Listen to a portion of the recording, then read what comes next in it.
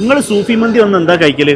എല്ലാവരും മന്തിനാണ് മെയിനായിട്ട് കഴിക്കുക. സൂഫി മന്തിയിൽ വന്നു കഴിഞ്ഞാൽ ഞാനിതാ നല്ല നൂല് പോലത്തെ നൂൽ പൊറാട്ടയും പിന്നെതാ നല്ല അടിപൊളി മലബാർ ചിക്കൻ കറി, അതായത് ക്രീമി ചിക്കൻ കറി കേട്ടോ, നല്ല ക്രീമി ആയിട്ടുള്ള ചിക്കൻ കറി. അപ്പോൾ അതിൻ്റെ ടേസ്റ്റ് കൊണ്ട് ഒരു വ്ളോഗ് അങ്ങോട്ട് ചെയ്തേക്കാൻ വെച്ചു.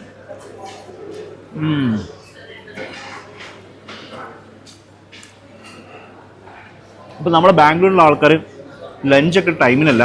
ഇപ്പം ഞാൻ ലഞ്ചിൻ്റെ സമയം ഒന്ന് മാറി ഒരു 4 മണി 4:30 കഴി കഴിഞ്ഞാൽ പിന്നെ എനിക്ക് ഇങ്ങനത്തെ ഒരു ഐറ്റംസിനോടാണ് പൂതി. നല്ല ചൂട് പൊറാട്ട, നല്ല കോഴിക്കറി, നല്ല വെള്ളപ്പം, മട്ടണിസ്റ്റ്, നല്ല ഇടിയപ്പം, പിന്നെ അതേപോലെ തന്നെ പഴംപൊരിയോ ചായയോ ഇങ്ങനത്തെ ഐറ്റംസിനോടൊക്കെയാണ് താല്പര്യം. അപ്പം ഇന്നത്തെ ഒരു ഐറ്റം നമ്മളിതാ ഇവിടെ സൂഫി മന്തിയിലെത്തിയപ്പം ഞാൻ ചോദിച്ച് മന്തി അല്ലാണ്ട് വേറെ എന്തൊക്കെ ഐറ്റംസ് ഉള്ളൂ ചോദിച്ചപ്പോൾ അവർ പറഞ്ഞത് ഒരുപാട് ഐറ്റംസ് ഉണ്ട്. അപ്പോൾ അതിൽ ഈ നൂൽ പൊറാട്ട, മലബാർ ചിക്കൻ കറി, പിന്നെ ഇതാ നല്ല പതപ്പിച്ച ചായ. നമുക്ക് ഈവനിങ് ഒരു 4:30-5 മണിക്കൊക്കെ ലഞ്ച് കഴിച്ചില്ലേ പിന്നെ ഇതാ അങ്ങനത്തെ ഐറ്റംസ് കഴിക്കുമ്പോൾ കിട്ടുന്ന ഒരു സുഖം ഉണ്ടല്ലോ, അത് വേറെ തന്നെ ഒരു ഫീലാണ്. നമ്മളെ ബാംഗ്ലൂരിൽ നമ്മളെ നാടൻ ഡിഷുകൾ എല്ലാം ഉണ്ട്.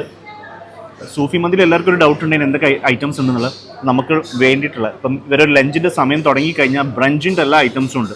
നമ്മൾ ബ്രേക്ക്ഫാസ്റ്റ് കഴിക്കാതാണ് വരുന്നതെങ്കിലും നമുക്ക് നല്ല പൊറാട്ടയും വെള്ളപ്പൊക്കെ അടിക്കാനുള്ള ഓപ്ഷൻ ഉണ്ട്, നല്ല മാങ്ങക്കറി ഉണ്ട്, പിന്നെ നല്ല പതപ്പിച്ച ചായ ഉണ്ട്. അപ്പോൾ വീക്കെൻഡ്സിലൊക്കെ ബാംഗ്ലൂരിൽ ഇറങ്ങുന്ന ആൾക്കാർ ഒരു ഉച്ച 11:30-12 1 മണിക്കൊക്കെയാണ് ഇറങ്ങുന്നതെങ്കിൽ ഈ ഒരു ഐറ്റംസ് കൂടി ഉണ്ട് നോക്കിക്കോളി. പിന്നെ നമ്മളെ ദിൽഷാദ് അവിടെ ഇരുന്ന് വെട്ടി വെങ്ങുന്നുണ്ട് മന്തി കഴിക്കുള്ളൂ.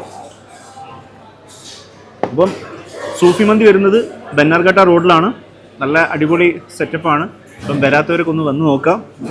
പിന്നെ ഈ ഐറ്റംസൊക്കെ ഒന്ന് ട്രൈ ചെയ്ത് നോക്കട്ടോ. ഇതാ നൂൽ പൊറാട്ട,